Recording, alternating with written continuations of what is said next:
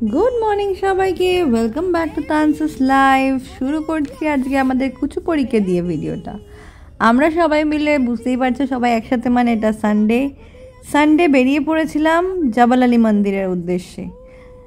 আজকে জাস্ট গণপতি বাপ্পা পুজো হওয়ার আগের সানডেতেই আমরা সবাই মিলে গেছিলাম মন্দিরে, কারণ রবিবার ছাড়া আমাদের সবার একসাথে মন্দির যাওয়াটা হয় না। এখন প্রায়ই যাওয়া হয়, আমরা এখন প্রায়ই যাই, প্রায় কোথাও যাব। এখন গরমকালে তো খুব একটা এদিক ওদিক বেরোনো হয় না।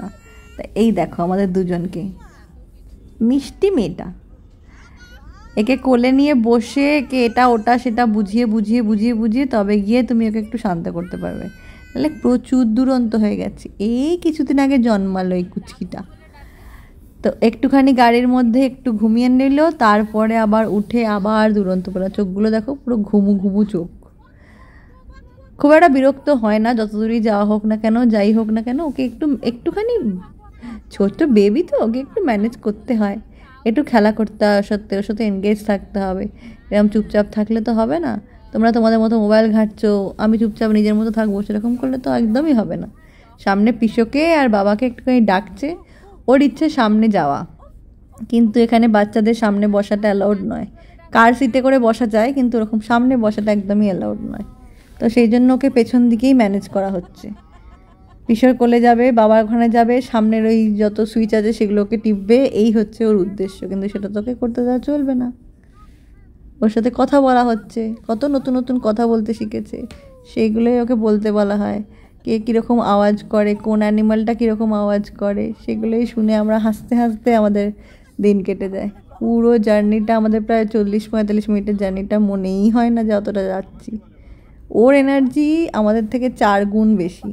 একটুখানি করে পাওয়ার ন্যাপ নিয়ে নেয়, তারপরে আবার যেকে সেই যত রাস্তায় গাড়ি যাচ্ছে, যত লোক যাচ্ছে, সবাইকে টাটা অ্যাপল বলতেই থাকে। অনেক কথা শিখে গেছে, প্রচুর কথা শিখে গেছে আমাদের কুচুপুড়িটা। রবিবার দিন মানেই সারাটা দিন ওর সাথেই কাটানো হয়।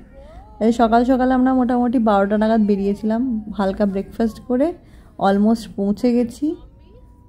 বেশিক্ষণ লাগে না সময়, কিন্তু হ্যাঁ খুব ভালো লাগে। জবাল আলী মন্দিরটা সত্যি খুব সুন্দর জায়গা। আর এই আমার আজকের আউটফিট, রেডি হয়ে চলে এসেছি প্রায়। এখন আমরা পৌঁছে যাব জবাল আলী মন্দিরের উদ্দেশ্যে। পেছনে আমি, বৌদিয়া, সিয়া, আর সামনে দাদা আর তন্ময়। ও কীরকম বলবে দেখো খানিকক্ষণ পর, তাকিয়ে অনেকক্ষণ থেকে ওকে বলার চেষ্টা করছি, হাই বল এটা কে। ও নর্মালি নিজের দিকে তাকিয়ে বলে বেবি। এখনও শুধু অবাক হয়ে তাকিয়ে আছে, মাঝে মাঝে শুধু দেখে যে আমরা যেটা বলছি সেটা কী করে আমি দেখতে পাচ্ছি। আর মাঝে মাঝে হঠাৎ করে আয়নার দিকে তাকিয়ে বা আমার এরকম সেলফি ক্যামেরা অন করে দিলেও বলে বেবি। দেখো কাছাকাছি চলে এলো, একদম কাছ থেকে নিজেকে দেখবে বলে চলে এলো। আমরা প্রায় পৌঁছে গেছি, এবার আমরা নেমে গেলাম। নেমে যাওয়ার পর একদম বেসমেন্টে পার্কিং হয়েছিল। বেসমেন্টে পার্কিং করার পরে গাড়ি থেকে নেবে, এখানে নিচে জুতো রাখার জায়গা আছে, জুতো রাখার জায়গা থেকে আমরা লিফটে উঠবো। এই লিফটে ঢুকে পড়লাম, দেখো বাবার কোলে চলে গেছে। ওর স্ট্রোলারটা আমরা বের করে নিই, কারণ ওকে কোলেই নিয়ে যাওয়া হবে। আর খুব হাঁটতে ভালোবাসে, ওকে লিফট থেকে বেরিয়ে হাঁটানো হবে। হাঁটবে তো না, ছুটতে শুরু করে দেবে।